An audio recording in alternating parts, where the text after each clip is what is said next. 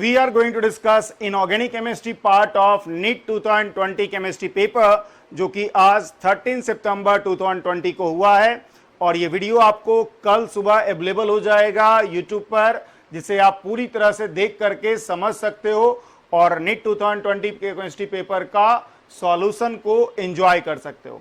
So this is the first question of inorganic chemistry that I am going to discuss here.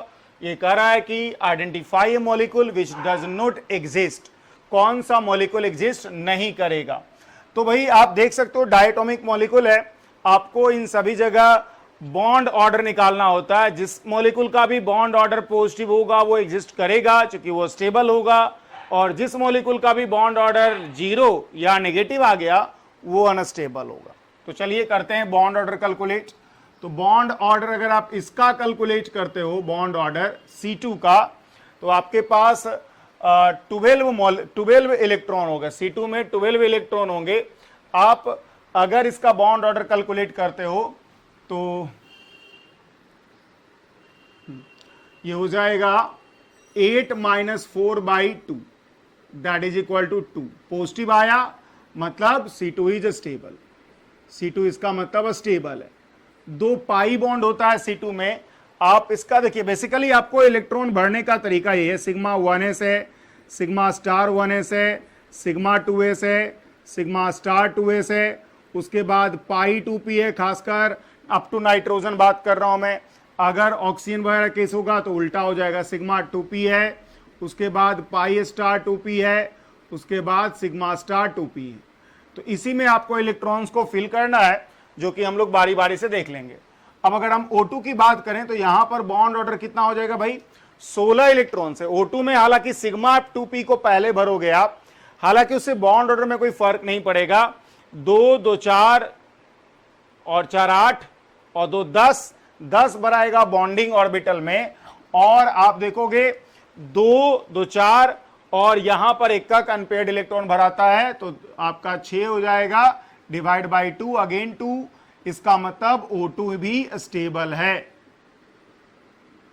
अब रही बात He2 का, तो He2 में कितना इलेक्ट्रॉन होगा भाई, He2 में इलेक्ट्रॉन होगा टोटल 4। तो 2 इलेक्ट्रॉन यहां पर, 2 इलेक्ट्रॉन यहां पर, तो बॉन्डिंग में भी 2 हो गया, एंटी बॉन्डिंग में भी 2 हो गया, 0। मतलब He2 जो होगा इज नॉट अस्टेबल, और जब स्टेबल ही नहीं होगा तो एग्जिस्ट भी नहीं करेगा।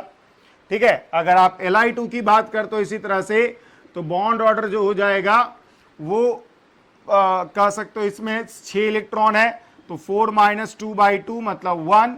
मतलब Li2 जो हो गया वो स्टेबल हो गया।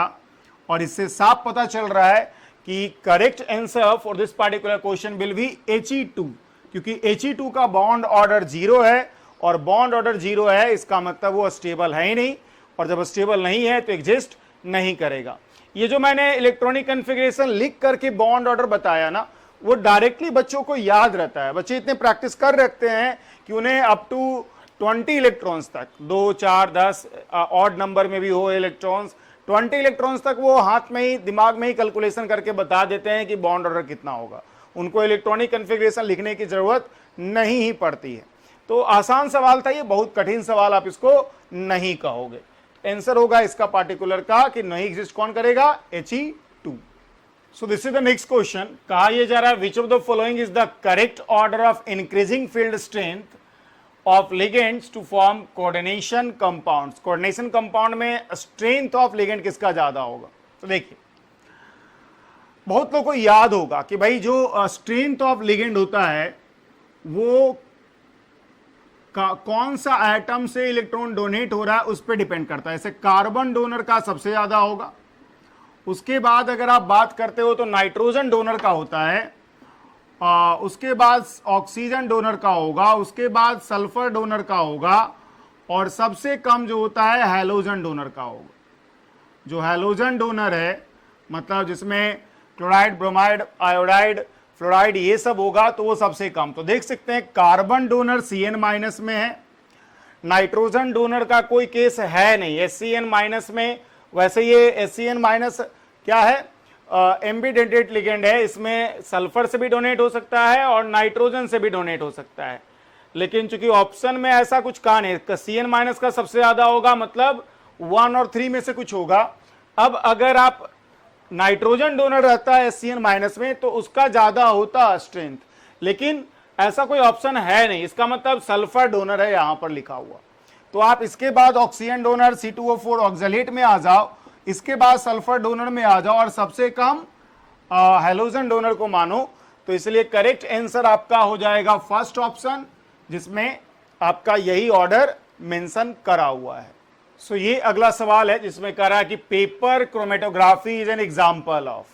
क्रोमेटोग्राफी के बारे में आपको पढ़ना है, प्रैक्टिकल ऑर्गेनिक केमिस्ट्री में आप पढ़ते हो ऐसे ये सभी मेथड ज़्यादा डिटेल में, तो बहुत लोग इस सवाल को ऑर्गेनिक केमिस्ट्री में भी काउंट करेंगे।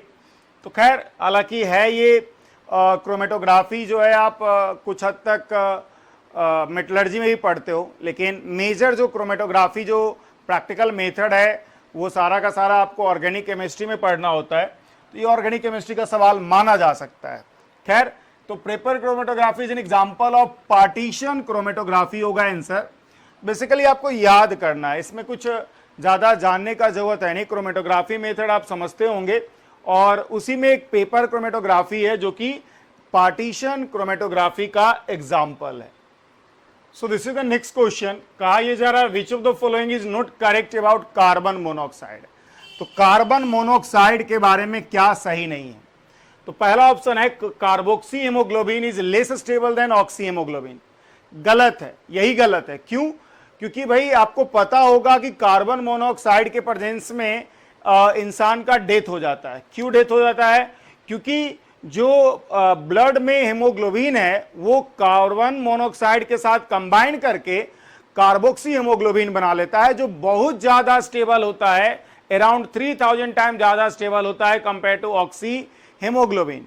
तो जब आपका कार्बोक्सी हेमोग्लोबिन बहुत ज्यादा स्टेबल होगा तो ऑक्सीजन कैरिंग कैपेसिटी, हेमोग्लोबिन जो है ऑक्सीजन ही कैरी करता है बॉडी में ऑक्सी हेमोग्लोबिन का फॉर्मेशन करते हुए, तो ऑक्सी हेमोग्लोबिन बन नहीं पाएगा चूंकि कार्बोक्सी हेमोग्लोबिन ज्यादा स्टेबल होगा और इसलिए ऑक्सीजन जो है बॉडी के डिफरेंट पार्ट्स तक नहीं पहुंच पाएगा और इसलिए इंसान का डेथ हो जाता है। तो इनकरेक्ट पूछ रहा है, कौन सा करेक्ट नहीं है? तो आंसर तो यहां पे क्वेश्चन नंबर ऑप्शन नंबर 1 ही होगा। बाकी आप देख सकते हो, it is produced by incomplete combustion of carbon. सही बात है, कार्बन का अगर आप कंप्लीट कंबशन करोगे CO2 बनेगा, पार्शियल करोगे CO बनेगा, इनकम्प्लीट करोगे तो इट फॉर्म्स कार्बोक्सी हेमोग्लोबिन। ये तो सही लिखा हुआ है, फर्स्ट ऑप्शन से ही दिख रहा है। It reduces oxygen carrying ability of blood, ये भी मैंने आपको एक्सप्लेन करा। तो यहां पर जो आंसर होगा इस पर्टिकुलर क्वेश्चन का वो फर्स्ट ऑप्शन होगा। So this is the next question. इसमें कहा जा रहा है कि HCl was pass through a solution of CaCl2, MgCl2 and NaCl, which of the following compounds crystallises. तो देखिए सॉल्यूशन में अगर आप CaCl2 और MgCl2 की बात करें सॉल्यूशन, तो ये सब जो होगा हाइड्रेटेड फॉर्म में होगा, हाइड्रेटेड सॉल्ट फॉर्म में होगा। जबकि अगर आप NaCl की बात करो तो NaCl सॉल्यूशन में क्या होगा, ये टूटा हुआ होगा Na+ और Cl- में। अब अगर आप इसमें HCl ऐड करते हो तो HCl भी प्रोड्यूस करेगा H+ और Cl-। तो होगा क्या, ये जो क्लोराइड आयन है वो यहां पर इस आप वैसे इक्विलिब्रियम होता है, ये बात सही है कि NaCl 99.9% डिसोसिएटेड होता है, आयोनाइज होता है, लेकिन इक्विलिब्रियम ही होता है। ये भी एक इक्विलिब्रियम ही होगा बेसिकली। बहुत ज्यादा अगर आप कह देते हो आयोनाइज है तो पूरा पूरा दिखा देते हो ऐसे। तो क्लोराइड जो है वो क्या हुआ, आयोनाइज हुआ। क्लोराइड जो है बना, जो क्या करा, इसको कॉमन आयन इफेक्ट प्रोड्यूस किया। अब जब कॉमन आयन इफेक्ट प्रोड्यूस हुआ तो जो क्लोराइड आयन ज्यादा हुआ तो क्या होगा, इक्विलिब्रियम बैकवर्ड शिफ्ट कर जाएगा। और जब इक्विलिब्रियम बैकवर्ड शिफ्ट करेगा, NaCl dissociation equilibrium, NaCl dissociation equilibrium shift backward, और जिसके कारण से क्या होगा, NaCl got and hence NaCl get precipitate, और NaCl जो होगा प्रेसिपिटेट बन जाएगा और इस तरह से आपका NaCl का क्रिस्टल का फॉर्मेशन हो जाएगा। तो इस पार्टिकुलर क्वेश्चन का जो आंसर होना है वो ओनली NaCl होना है। बाकी MgCl2 और CaCl2 जो है ऑलरेडी हाइड्रेटेड फॉर्म में, क्रिस्टलाइन फॉर्म में होगा।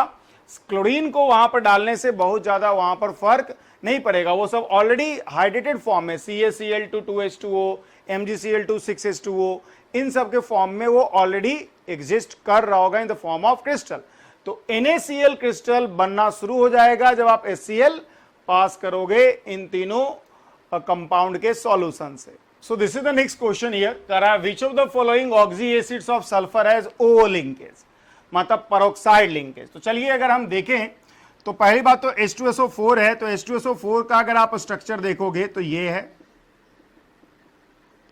H2SO4 जो है आपका ये है, जिसमें कि आप आसानी से देख सकते हो कोई पेरोक्साइड बॉन्ड नहीं है। H2SO3 का अगर स्ट्रक्चर की बात करें तो आपका H2SO3 का स्ट्रक्चर होगा दिस वन, तो इसमें भी कोई पेरोक्साइड बॉन्डिंग नहीं है। H2H2O7 की बात करें तो आप देखो इसमें जो स्ट्रक्चर बनेगा वो इस तरह का कुछ बनेगा, तो यहां भी आपके पास पेरोक्साइड बॉन्डिंग नहीं है। तो स्ट्रक्चर आपका साफ बता रहा होगा कि पेरोक्साइड बॉन्ड कहां पर दिख रहा है। तो आपके सामने है कि पेरोक्साइड बॉन्ड कहां पर है, H2H2O8 में है, और इसलिए correct answer for this particular question will be first option. समझ में आ रहा है ना, आप बस स्ट्रक्चर ड्रॉ करना था और देखना था कहां पर पेरोक्साइड बॉन्डिंग है। So this is the next question, इसमें यह कहा जा रहा है कि the correct statement among the following are. पहला कह रहा है CO2 is used as refrigerant for ice cream and frozen food. CO2 जो है बहुत लो टेम्परेचर प्रोड्यूस करता है, उतना लो टेम्परेचर पे आइसक्रीम और फ्रोजन फूड को आप नहीं रखते हो, तो ये कहना कि CO2 रेफ्रिजरेंट होगा आइसक्रीम के लिए ये गलत है। आइसक्रीम के लिए इसके लिए CO2 का जरूरत बिल्कुल नहीं है। Structure of C60 contain 12 6 carbon ring and 25 carbon ring, ये भी गलत है। होगा क्या, इसमें 26 कार्बन रिंग होता है, इसमें हेक्सागोनल रिंग 20 होता है और 12 जो होता है 5 कार्बन रिंग होता है, तो अपोजिट लिखा हुआ है, वो भी गलत हो गया। ZSM5 is a type of zeolite which is used to convert alcohol into gasoline. सही है, आपको पता होगा, अगर आप जियोलाइट स्ट्रक्चर, अगर आपने सेप सिलेक्टिव कैटालिसिस पढ़ा है सरफेस केमिस्ट्री में, तो वहां पर आपको ये लिखा हुआ है NCERT में कि ZSM5 एक ऐसा जियोलाइट है जो अल्कोहल को डायरेक्टली गैसोलीन में बदल देता है, तो ये सही स्टेटमेंट है। अब CO is colourless and odourless gas, ये भी सही स्टेटमेंट है। तो इस पार्टिकुलर क्वेश्चन का जो आंसर होगा वो C and D only, that is second option होगा। पहला ZSM5 जो है जियोलाइट है जो अल्कोहल को गैसोलीन में डायरेक्टली कन्वर्ट कर देता है, और दूसरा CO जो है वो एक कलरलेस एंड ऑर्डरलेस गैस है। ए और बी जो ऑप्शन है वो गलत ऑप्शन दिया हुआ है यहां पर। तो this is the next question, इसमें कहा जा रहा है कि ऑक्साइड आपको एक साइड दिया हुआ है और उसका नेचर डिसाइड करना है। तो भाई देखते हैं हम लोग क्या तरीका होगा। पहली बात तो CO की बात करें तो ये एक न्यूट्रल ऑक्साइड का एग्जाम्पल होता है। CO, H2O, N2O, ये सब न्यूट्रल ऑक्साइड का एग्जाम्पल है। BO मेटल ऑक्साइड है जो बेसिक नेचर का होता है, बेसिक ऑक्साइड होता है, ठीक है। मतलब A का जो होगा 2 होगा, B का जो होगा 1 होगा।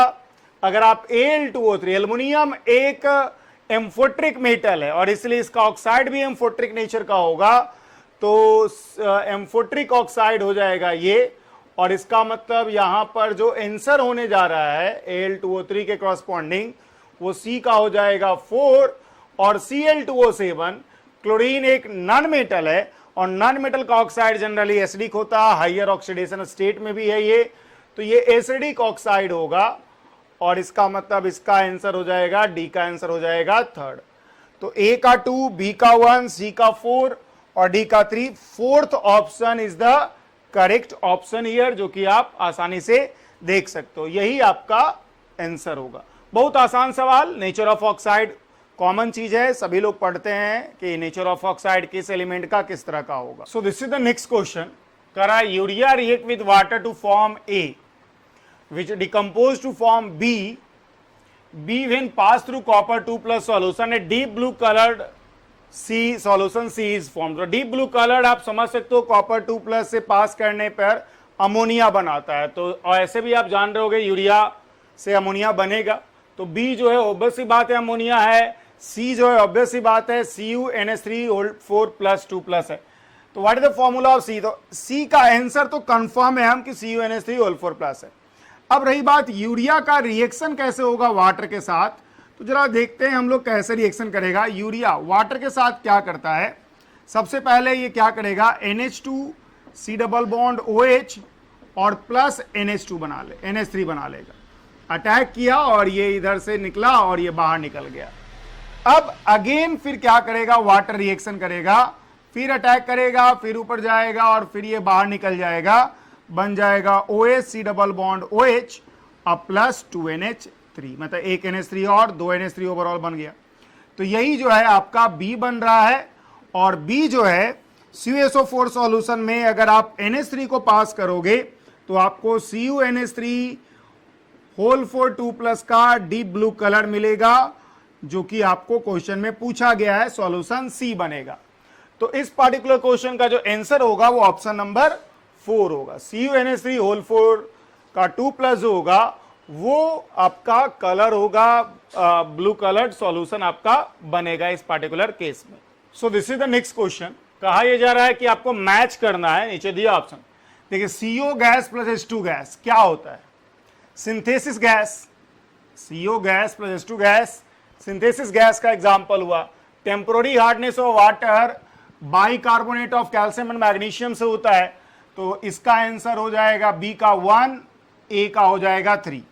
तो A का 3, B का 1, A का 3, B का 1 आप देख सकते हो यहां पर मिल रहा है। आगे देख लेते हैं जरा। B2H6 आप सभी लोगों को पता होगा एक इलेक्ट्रॉन डिफिशिएंट मॉलिक्यूल है, तो इसलिए C का हो जाएगा 2, C का भी 2 है यहां पर। और H2O2 एक नॉन प्लेनर स्ट्रक्चर होता है, ओपन बुक स्ट्रक्चर होता है, तो ये भी सही है। मतलब third option is the correct option here. बहुत आसान सवाल और सभी लोग इसको मैच आसानी से कर सकते हो। इनऑर्गेनिक केमिस्ट्री के अलग अलग कंसेप्ट का यूज किया गया है यहां पर। सो this is the next question, जिसमें कि आपको बोला गया है कि विच of the following set of molecules have zero dipole moment. अब जीरो डायपोल मोमेंट आपको देखना है और सबका स्ट्रक्चर देखिए, नाइट्रोजन टाइफ्लोराइड तो NF3, ये कहीं से भी जीरो डायपोल मोमेंट वाला तो नहीं ही दिख रहा है, तो ये तो गलत ही हो गया। बेरिलियम डाइफ्लोराइड, तो ये जो है लीनियर अगर आप स्ट्रक्चर इसका लेते हो गैसेस फॉर्म में, तो ये जो है इसका म्यूनिट जो होगा वो जीरो हो जाएगा। इसका म्यूनिट जो होगा जीरो होने का तो कोई चांस दिख ही नहीं रहा है। सभी लोग देख रहे होंगे डायपोल मोमेंट नेट वेक्टर, इन तीनों सभी पोलर बॉन्ड है। पोलर बॉन्ड का अगर नेट देखोगे यहां पर इस पार्टिकुलर स्ट्रक्चर में तो जीरो तो नहीं आने जा रहा है। वाटर कभी जीरो नहीं होगा, वाटर में भी क्या है इस तरह का सिचुएशन है, तो ऑब्वियस ही बात है यहां भी म्यूनिट जो होगा नॉट इक्वल टू जीरो। भाई एक डायपोल इधर एक डायपोल इधर, तो कैसे जीरो होगा, दोनों इस तरह से है, दोनों का एक नेट डायपोल बनेगा। 1,3 डाइक्लोरोबेंजीन यहां भी कभी भी जीरो नहीं होने जा रहा है। तो भाई यहां पे एक डायपोल इधर एक डायपोल इधर है, तो नेट डायपोल यहां भी कुछ नॉन जीरो ही होगा। तो चारों जो ऑप्शन दिया हुआ था यहां पे उसमें मात्र यही तो है वो जीरो डायपोल मोमेंट का दिख रहा है, बाकी सब जो है नॉन जीरो डायपोल मोमेंट है। अगला देखते हैं दूसरा ऑप्शन, बोरोन ट्राइफ्लोराइड। तो बोरोन ट्राइफ्लोराइड का अगर स्ट्रक्चर बनाया जाए तो बोरोन ट्राइफ्लोराइड इस तरह का होता है, 3 वेक्टर एट इक्वल मैग्नीट्यूड का एट 120 डिग्री एंगल, म्यूनिट क्या होगा वहां पर जीरो होगा। तो ये जीरो डायपोल मोमेंट वाला है। बेरिलियम डाइफ्लोराइड का तो पहले ही बनाया जीरो है। और CO2 का, कार्बन डाइऑक्साइड का, इसका भी 2 इक्वल मैग्नीट्यूड वाला वेक्टर एट 180 डिग्री, ये भी क्या हो जाएगा जीरो हो जाएगा। और 1,4 डाइक्लोरोबेंजीन जो क्या हो जाएगा 1,4 डाइक्लोरोबेंजीन में बचेगा ये, जो कि यहां भी देख सकते हो म्यूनिट यहां पर जीरो हो जाएगा। तो इन सभी जगह चाहे आप बोरोन ट्राइफ्लोराइड की बात करो, CO2 की बात करो, 1,4 डाइक्लोरोबेंजीन की बात करो, इन सभी जगह इन चारों ऑप्शन में सबका सब में डायपोल मोमेंट जीरो है और इसलिए करेक्ट आंसर जो होगा आपका यहीं पर होगा। 1,4 में आप आसानी से देख रहे होंगे ना, ये इधर 180 डिग्री पे 2 इक्वल मैग्नीट्यूड का वेक्टर एट 180 डिग्री पे नेट डायपोल जीरो होगा। यहां भी 2 vector of equal magnitude at 180 degree zero होगा। 3 vector of equal magnitude at 120 degree angle, net dipole zero होगा। बाकी अब अमोनिया में होना नहीं है, वाटर में होना नहीं है, तो ये भी गलत है। अगर आप बोरोन ट्राइफ्लोराइड हाइड्रोजन फ्लोराइड में नहीं होगा, हाइड्रोजन फ्लोराइड में कैसे होगा, HF में कैसे होना, HF में तो एक नेट डायपोल होगा ही ना, तो यहां भी म्यू नेट 0 नहीं होगा। तो आसानी से देख सकते हो करेक्ट आंसर जो होगा इस पार्टिकुलर क्वेश्चन का ऑप्शन नंबर 2 हो। So this is the next question. इसमें कहा जा रहा है कि we identify the correct statement among the following. Pig iron can be modelled into variety of shape. Pig iron जो होता है वह आयरन है जो ब्लास्ट फर्नेस से आपको ऑब्टेन होता है, जिसे कि कास्ट आयरन भी कहा जा सकता है। पिग आयरन को ही कास्ट आयरन ऑलमोस्ट कहते हैं, थोड़ा सा पिग आयरन से ज्यादा उसमें प्योरिटी रहता है, तो वेराइटी ऑफ शेप्स में इसको बदला जा सकता है। कास्ट आयरन का मतलब ये हो जिसको अलग अलग शेप में कास्ट किया जा सकता है, और इसका कारण ये होता है कि ये जो कास्ट आयरन है लिक्विड से जब सॉलिड फॉर्म बनेगा तो ये थोड़ा फैलेगा, तो इसी कारण से इसको कास्टिंग करने में यूज होता है। तो ये ऑप्शन सही है आपका। बाकी अगर ऑप्शन देखोगे तो गलत होगा। Wrought iron is impure form with 4% iron, बहुत गलत है। रॉट आयरन जो है सबसे प्योर फॉर्म ऑफ आयरन होता है, इवन स्टील से भी ज्यादा। ब्लिस्टर कॉपर है, blister appearance due to evolution of CO2, नहीं, कॉपर में इंप्योरिटी के रूप में सल्फर प्रेजेंट होता है, तो इसीलिए अगर आपका इवोल्यूशन भी होगा तो SO2 वगैरह का होगा, CO2 का तो नहीं होने जा रहा है। Vapour phase refining is carried out for nickel by van Arkel method, ये भी गलत है। निकेल का जो प्यूरिफिकेशन है हम लोग करेंगे कार्बोनिल मेथड से, कार्बोनिल बनाएंगे और उसी को मोन्स मेथड भी कहते हैं, तो कार्बोनिल बनाएंगे निकेल का और फिर उससे मेटल कार्बोनिल से फिर निकेल ऑब्टेन करेंगे। तो करेक्ट आंसर यहां पर फर्स्ट ऑप्शन ही है, बाकी सभी ऑप्शन आपका गलत है। So this is the next question. आपको 100 के बाद जो एटॉमिक नंबर होता है उसका जो न्यू आयुपैक ऑफिशियल नेम है उसको पूछा जा रहा है। लिटिल बिट थोड़ा हार्ड आप कह सकते हो, मेमोरी में इसको आप नॉर्मली लोग नहीं याद करते हैं, लोग 100 के बाद नाम इस तरह से याद कर लेते हैं, इस तरह से नहीं करते हैं, लेकिन आपको मैच करवाने के लिए कह रहा है। अब कह रहा है अन नील अनियम मतलब 101, अन मतलब 1, नील मतलब 0, अनियम मतलब 1। इसका नाम कर रहा है मेंडेलिवियम, तो मेंडेलीव के नाम पे, तो सही नाम है, ये सही नाम है, तो A का 1 जो है सही है। इनकरेक्ट मैच पूछ रहा है आपसे। अनिल ट्रायम, अनिल ट्रायम का मतलब हो गया 103, इसका नाम लॉरेंसियम, ये भी सही है। अनिल हेक्सियम 106, इसका नाम सीबोर्गियम, ये भी सही है। और अनियम मतलब 111, इसका नाम है लिखा हुआ डार्मेस्टेडियम, ये गलत नाम है। बेसिकली 111 का नाम रॉन्टगेन के नाम पे दिया हुआ है, जो विलियम रॉन्टगेन थे, नोबेल प्राइज विनर हैं, उनके नाम पे दिया गया है, रॉन्टेनियम दिया हुआ है नाम। तो ये जो थर्ड मतलब सॉरी डी का जो आंसर है फोर्थ, ये जो है आपका गलत है, और इसलिए यही जो है आपका यहां पर करेक्ट ऑप्शन हो जाएगा। सो this is the next question, जिसमें ये कह रहा है कि इनकरेक्ट स्टेटमेंट आइडेंटिफाई कीजिए। और ये सवाल में ऑप्शन इस तरह का सेट किया हुआ है ना कि बहुत हल्का हो जाता है। पहला ऑप्शन देखिए, oxidation state of chromium in CrO4 2- और Cr2O7 2- आर नोट से। भाई अगर आप कोई भी CrO4 2- में अगर ऑक्सीडेशन नंबर देखेगा क्रोमियम का, निकाल लो ना भाई, इसका x मानो +4 × 2, चलिए मैं कर ही लेता हूं, x + 4 × -2 = -2। ऑक्सीजन का होता है -2 ऑक्सीडेशन नंबर, इसका मतलब x का वैल्यू आ गया 6। इसी तरह से कोई अगर Cr2O7 2- में, चलिए यहां पे कर देता हूं मैं, Cr2O7 2- में निकालता है तो 2x, x मान लेता हूं क्रोमियम का, तो यहां 2x हो जाएगा, क्योंकि 2 क्रोमियम है ना। 7 × -2 = -2, तो x = 6 आएगा। तो Cr2O7 2- में भी ऑक्सीडेशन नंबर 6 आया, CrO4 2- में भी ऑक्सीडेशन नंबर 6 आया, जबकि बोल रहा है क्वेश्चन में कि सेम नहीं होगा। इसका मतलब इनकरेक्ट स्टेटमेंट यही है, और इनकरेक्ट स्टेटमेंट यही है, मतलब इस पार्टिकुलर क्वेश्चन का जो आंसर होगा वो फर्स्ट ऑप्शन ही होगा। आपको अदर ऑप्शन देखने का जरूरत ही नहीं है।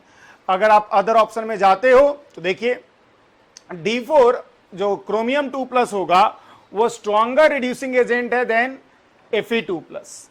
रिड्यूसिंग एजेंट का मतलब होता है इलेक्ट्रॉन लेने वाला, तो सही बात है। अगर आप इसमें इलेक्ट्रॉन दोगे तो ये D5 होगा, जो कि ज्यादा स्टेबल हो जाएगा।